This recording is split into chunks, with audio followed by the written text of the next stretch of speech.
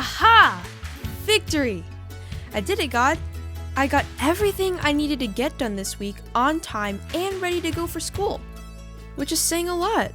I mean, it wasn't too long ago.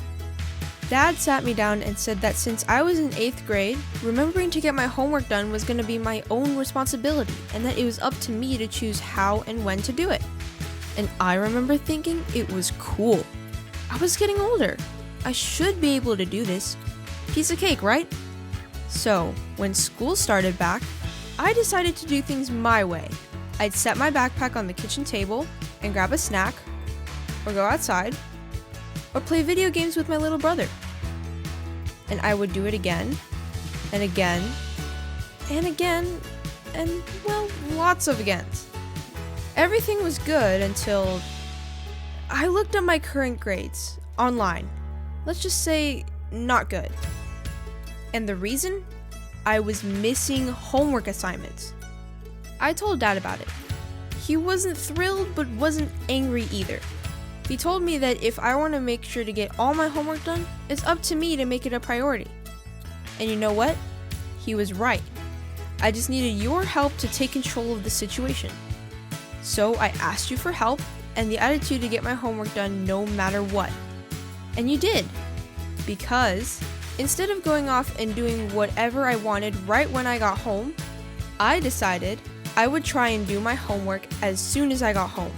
So I'd just eat a snack while I worked, or let my friends know I'll be outside as soon as I finish, or tell Riles I'd play video games with him in a little bit. It wasn't always easy. There's always a million other things I would rather be doing than my homework. But it all paid off. I brought my grades back up. I was pretty stoked. Dad was too. Anyway, getting my homework done, even though it was the last thing I wanted to do, has been good. And I am grateful for the self-control you gave me, God, to get it done. Okay, gotta go. Gonna play some video games with Riles. Talk with you later, God.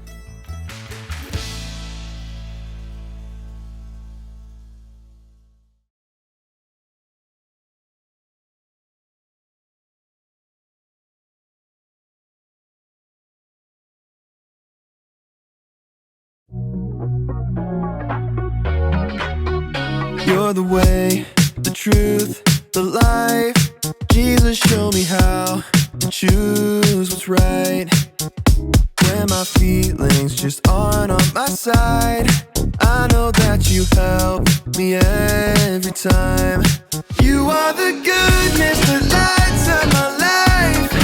I will remember that your way is better.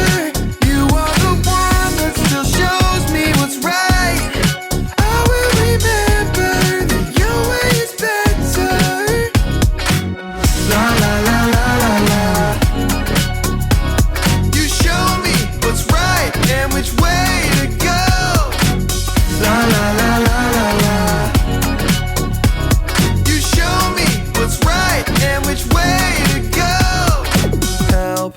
To believe you are everything I'll ever need. Thank you for your love that makes me free to follow all the plans you have for me. You are the goodness that lights up my life. I will remember that your way is better. You are the one that still shows me what's right.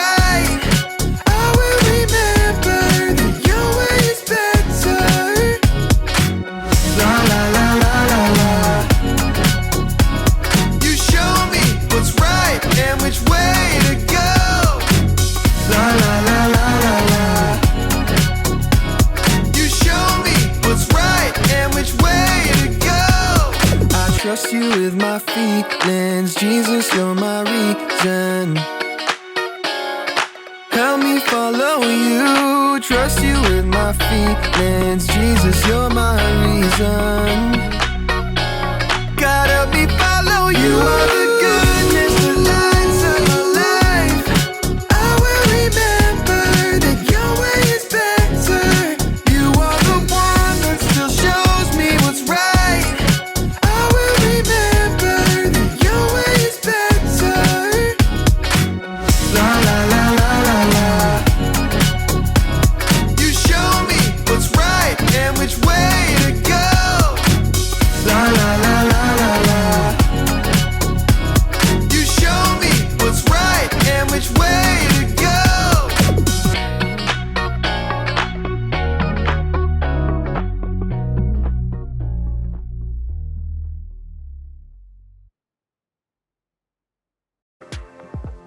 Welcome to Story Lab. This week, we're talking about a guy who had the perfect chance to give a mean guy some serious payback. Was that an echo?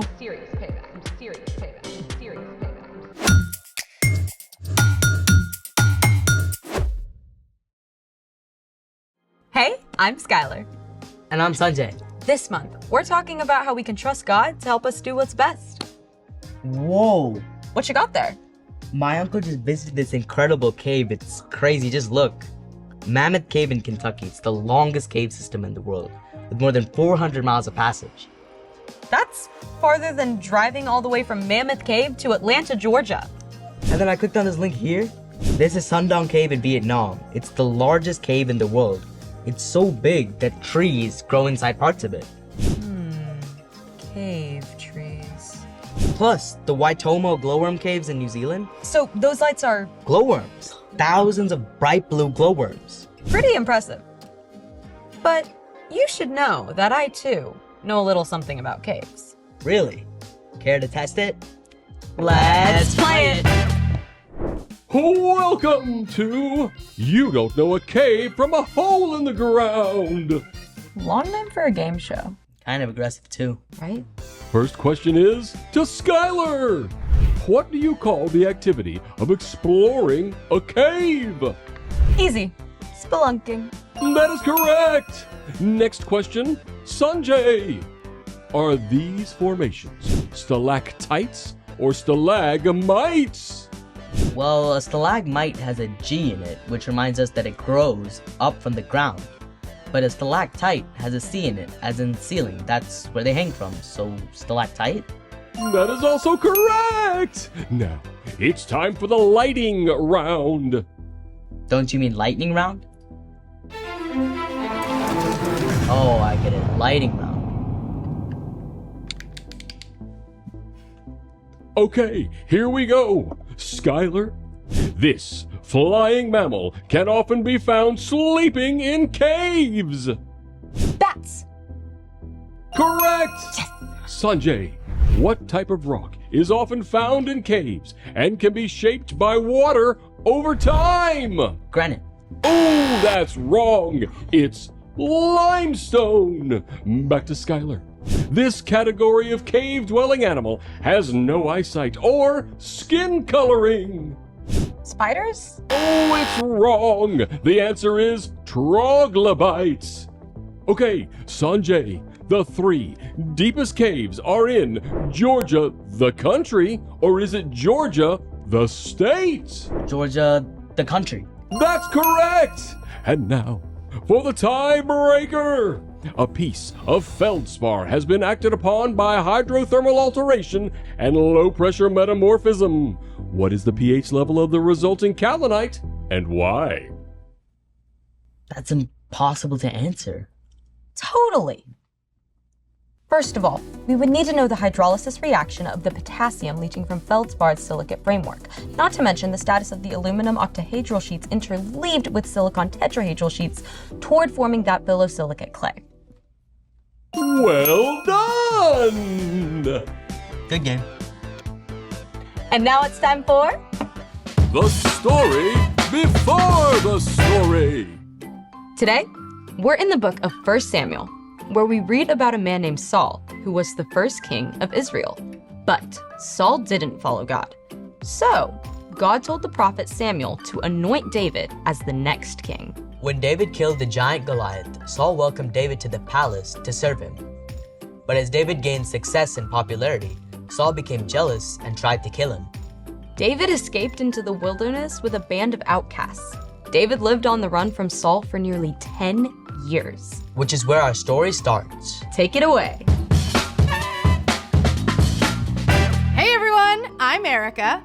Even though David had done nothing wrong, Saul refused to give up pursuing him. When Saul heard that David was in the desert of En-Gedi, Saul took 3,000 of his best soldiers and led them on the chase. When this guy has a bad idea, he really commits to it, right? When Saul and his men arrived at a place called the Rocky Cliffs of the Wild Goats, Saul needed, let's call it a rest stop. So he went into a cave for a little privacy. But newsflash! This happened to be the very same cave in which David and his friends were hiding.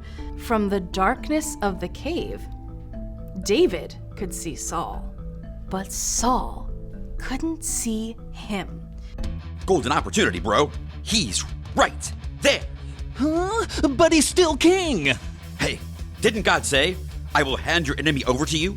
Then you can deal with him as you want to. Oh, I don't know. Do you want to be hiding in caves the rest of your life? Huh? David had every reason in the world to hate Saul. First, David already knew he was supposed to be the next king. And second, David had served Saul well. He had never done anything to hurt Saul. And yet Saul was determined to kill him. So what would you do if you had the chance to get even with someone who was mean to you? Here's what happened. Ever so slowly, David crawled toward Saul. He was careful not to make a sound. David inched his way forward until he was 20 feet away, 10 feet away. Saul had no idea his enemy was right behind him. David chose not to hurt Saul. Instead, he simply cut off a piece of Saul's robe as proof that he could have hurt Saul. But when Saul left the cave, David felt sorry for even that one small act against Saul. He followed Saul out of the cave and called out, King Saul, my master, why do you listen when men say David is trying to harm you? Saul turned around.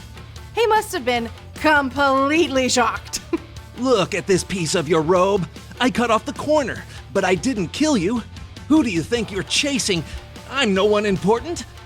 May the Lord be our judge. May he decide between us and stand up for me. Saul realized everything David had said was true. You are a better person than I am. You have treated me well even though I've treated you badly. I know for sure that you will be king, so please promise not to hurt my family. David agreed. Saul returned home, while David and his men went to a safe hiding place.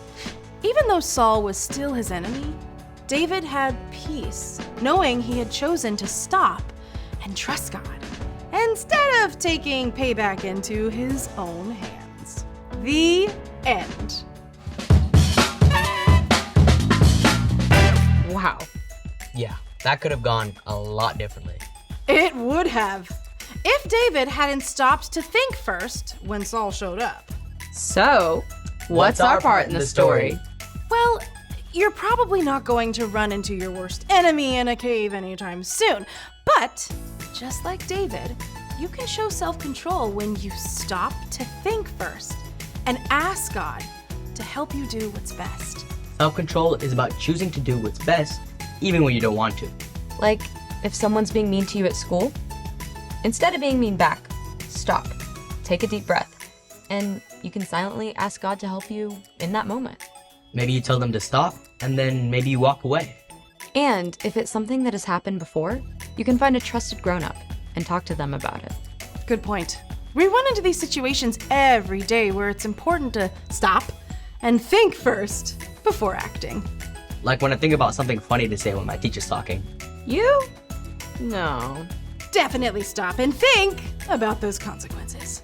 It could be your little brother spills milk all over your homework. Or someone cuts in line. Or you go to grab something at the back of the pantry and you end up dropping 20 things in the process and you just want to lose it and you want to start throwing things and yeah! Domino effect. Yes, exactly. All good times to take a deep breath and think before you act. God can give you the power to show self-control when you ask, and you can look at Jesus too. He had all of the power in the world, even though he could have just done it, just like that. You've got it. See y'all next time. Bye. So here's the thing. Think before you act. I think I'm gonna check out some more awesome caves. But first, some cave snacks. Rock candy. I love this stuff. Thanks for joining us in the Story Lab. See you next time. Time to gear up. Let's go. Crystal Caves in Bermuda. Oh! Wait, I really like that. That's kind of cool. Do you think there will be baths?